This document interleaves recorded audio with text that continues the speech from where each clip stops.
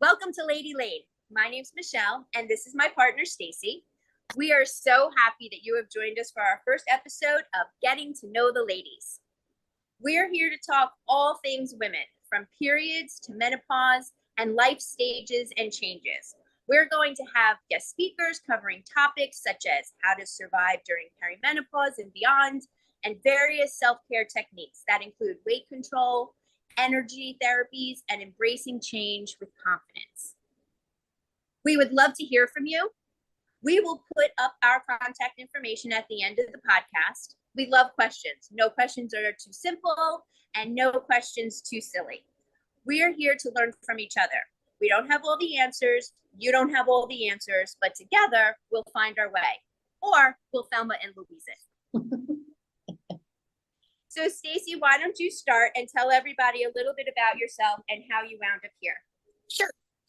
My name is Stacy Cleland. I am a certified personal development coach. I am an American living in Switzerland with my husband and kids. And this past year, I officially launched my personal development coaching business.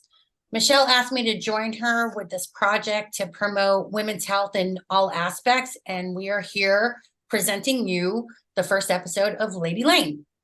For me, from a young age, I always knew that I wanted to help people. And whenever I was asked, what do you want to be when you grow up?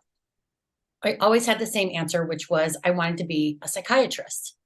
I ended up graduating from George Mason University with a bachelor's in psychology. But my life path just wasn't meant to go in that direction to become a psychiatrist. Instead, my soul was truly consumed with wanderlust and experiencing the world. And that really became my passion. So I grew up all around the Northeast, and I spent my early adult years on the West Coast. I was adventuring and learning from all walks of life. And after a few years on the West Coast, I returned to Philadelphia briefly before I took off for Europe, and I was there for 9 years. I lived in Belgium, in southern Germany, on an island in the Atlantic called where did I live? In Terceira in the Azores. And I moved back to Germany. It was there that I was introduced to energy therapies, and that just captured my imagination, and I was hooked. I began in a town called Saarbrücken in Germany, and I learned how to use a energy tool called a tensor, and I learned how to connect with spirit guides. And when I moved back to the United States, I continued my journey at the Valley School of Healing Arts in Pennsylvania and studied Usui Reiki, and I obtained my Reiki Master certification. And then, because I wasn't quite done with that, I continued at the Institute of Holistic Health Careers, where I became certified in polarity, aromatherapy, and corporate wellness. I also have my Holistic Health Advisor certification. And when I went back to Pennsylvania, I got certified in reflexology, integrated energy therapy, and therapeutic massage. All the while doing this, which basically was kind of like a hobby for me, I realized that no matter how hard I tried professionally, the corporate world just wasn't for me. And so I ended up giving up on the expected, the cultural expectations of how life is supposed to go. And I committed myself to the life that I truly believe I was meant to lead. I followed my heart and I tuned into my intuition, and I began the path to allow me to utilize all these skills that I learned and knowledge to help others. So in the end, I might not have ended up being a psychiatrist, but I am in the healing and helping people field. So like I said, this year I kicked off my own coaching business. And my goal is to help individuals manage change during major life transitions. My mission as a personal development coach is to assist and guide people who find themselves dealing with difficult life transitions. I work one-on-one and in groups, and I hope to help people reduce stress and anxiety, clear energy blocks, and navigate the path of decision making and finding those next right steps for a healthy mental well-being, and which leads to healthy everything. Michelle and I have been friends since we were kids. She has some really funny stories that she could share if she wanted to.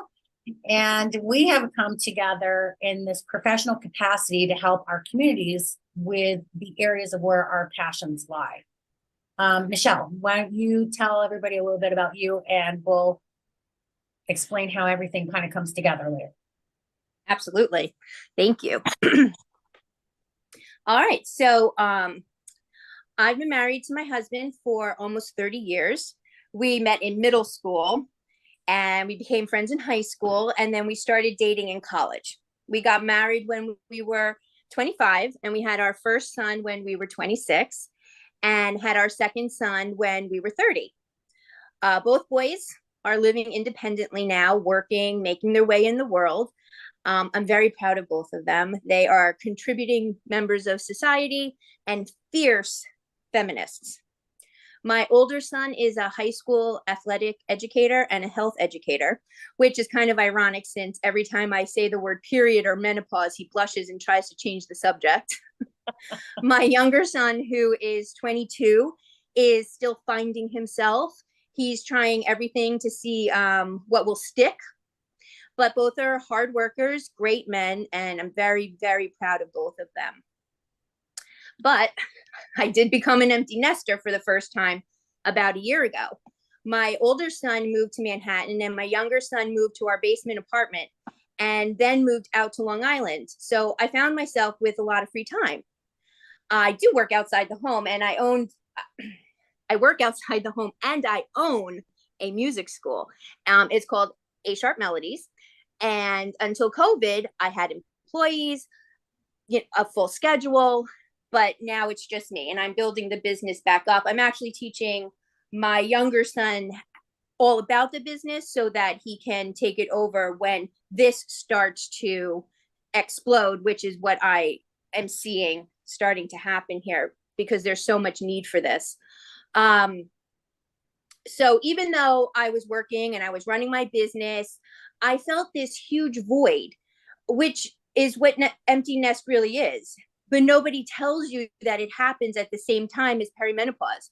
So on top of the anxiety of not having any control over your children anymore and not knowing what they're doing all day long, you also don't have that responsibility, that crushing responsibility of keeping them alive 24 hours a day, like you did for the last 26 years.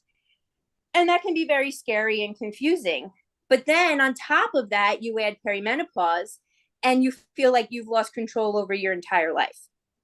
So while my children are transitioning from childhood to adulthood, and I am transitioning from female to what I believe is alien, I know that this is a very typical feeling, but when you're in the mix of it, yeah, alien is the appropriate word. Yes, sure. So yeah, I mean, we take care of everybody. And then those cute, tiny little babies that we couldn't wait to hear talk and teach to walk, we realized that we have taught them to walk and talk right out the door, you know? So what happened to that baby that cried at the first day of preschool, who didn't want me to leave? I want him back. Where is he? Anyway, I had a lot of free time on my hand. And with me, a lot of free time means a lot of crafting, a lot of gardening, a lot of watching the news. And when the Supreme Court overturned Roe v. Wade in the United States, I think I had an out-of-body experience. And I don't think I have really recovered from that yet. I mean, I've always been a feminist. I raised my boys to be feminists. I've converted my husband into becoming a feminist. And I've always prided myself on being a strong woman. I was raised by a very strong woman who was raised by a strong woman, and I was surrounded by strong women growing up. So I always had a very good sense of who I was. And then I'm not really sure what happened. I lost my confidence. I was losing words. I was getting this hot burning feeling going across my chest. I couldn't sleep. I was gaining weight for no reason. I had irrational responses to situations. So I went to the doctor. I told him what was happening, and I said, my main issue is rage. I'm furious because I was angry. I was angry at the fact that this was happening to me, and it seemed very unfair in comparison to what my husband was going through, which was nothing. My body had been through more than enough between all the pregnancies, the loss of pregnancies, the ectopic pregnancy, and now this. Like, it all just seemed way too much. So when I went to the doctor, I asked him if he could prescribe me something that could help. And he first told me that rage is not a symptom of menopause. So, yeah. Mm-hmm. And then he asked me how I was sleeping. So I say, I'm not sleeping very well. And he then told me to go home and take a nap. Yeah. So after I burned the building down to the ground, I started my search for a new doctor. I haven't found one yet. So if you know of any, please pass them along to me. Yeah, no one's coming to save us. We have to save ourselves. So I had to educate myself. So I put my Dr. Google hat on, and I jumped in feet first. I found the Menopause School, which was created by Fiona Catchpowell. She's out of Birmingham, England. I'm almost finished being certified, so I will be a certified doula, which will add to my bachelor's degree in fine arts and my teaching certificate, which is from the United Montessori Association. And do I have one more? I know I have another one here somewhere. I don't know. Anyway, so this will add to that. Oh, and my coaching certificate that I am almost finished with as well. So yeah, so I have 3 more case studies, and then I will be a certified doula. And it's really been an eye-opening education on how the female body works. What happens to us every month during our cycles, how our menstrual cycle is such an intricate part of us, and how from puberty to post-menopause is all just one road on the hormone highway from beginning to end, which I didn't realize that. I thought menopause was something completely separate from how I had been functioning all this time. And through working with clients, I've noticed that they also have that same feeling, that they didn't realize it was all one thing, and how you menopause or how you perimenopause really affects how you postmenopause, and how the lack of education is not there. So women are not getting the full, they're not taking care of themselves the best that they can. And nobody had any answers. So most people, that I had talked to before this were telling me that, they got hot for a while, but then they were okay. They didn't really have any symptoms, or they hadn't started yet. It wasn't a big deal, or they don't remember ever going through it. And I'm like, how is that possible? Then there's definitely something wrong with me, because I have every symptom under the sun and I take very good care of myself. So yeah. So I better get my butt to the doctor, because this may not be perimenopause. And I'm thinking to myself, could it be malaria? Could it be, I don't know, diphtheria, cholera? Like, is cholera still a thing? Because if it is, I have it. Like, seriously, what are the symptoms of cholera? Are they very similar to perimenopause? I'm sure. So none of the doctors were connecting the dots between the symptoms that I was having in perimenopause. And I was sent for so many tests that I did not need. I mean, lupus, MS, not only did it scare the crap out of you, but they always came back that I was fine. So, I was always telling Jason, my husband, Jason, that 100 years from now, they're going to know what this is. All these little tiny symptoms that I'm having have to be all connected somehow. And I was absolutely right. They were all connected. It was called perimenopause. Yeah. And not one doctor over all those years, over all those tests, connected the dots and figured out that it was perimenopause. And that's how I got here.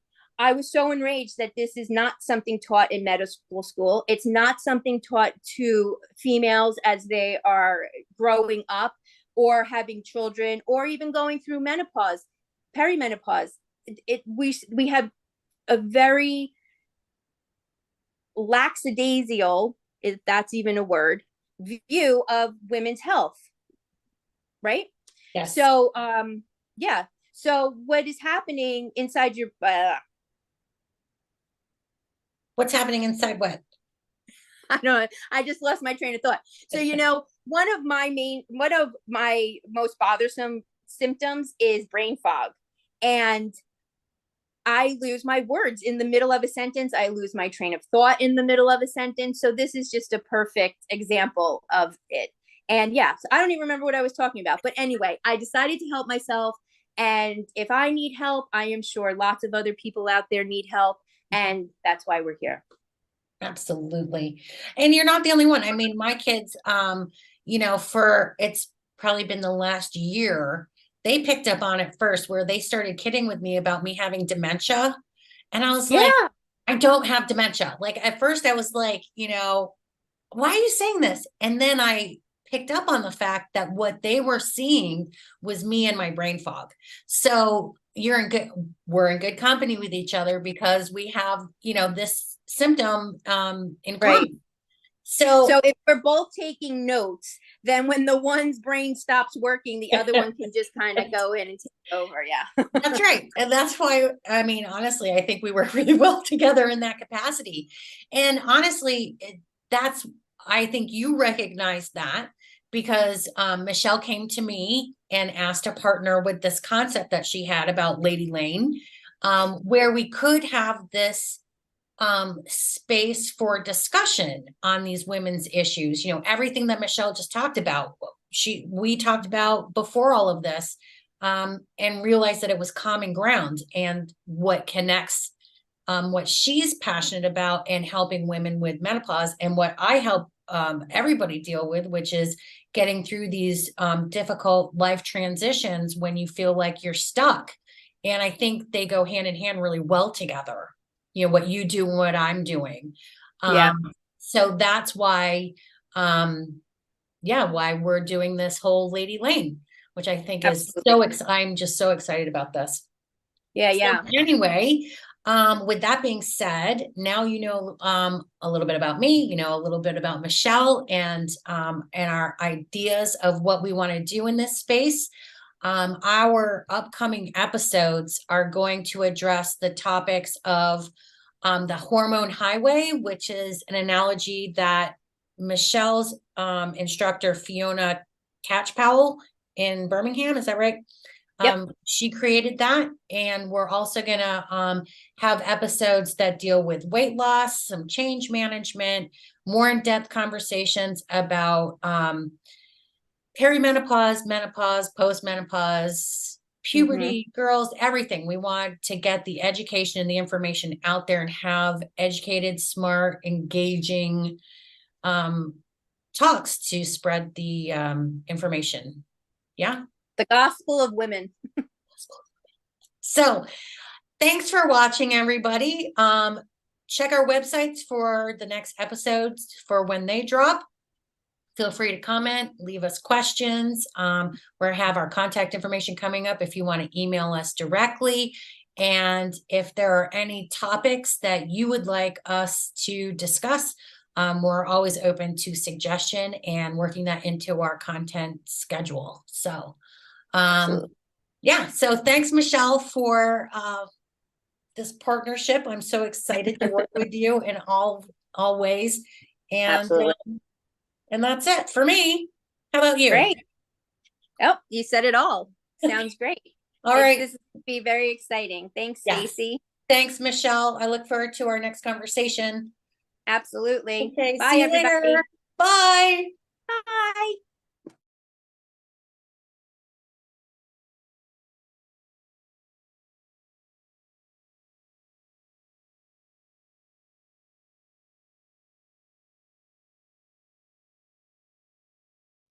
Hello. No.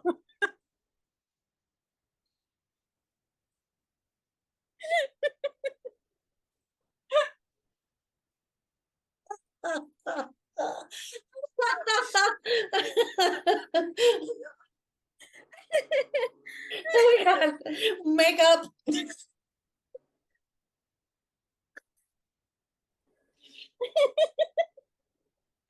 Oh, this will be good for the blooper reel. Uh-huh. Uh-huh.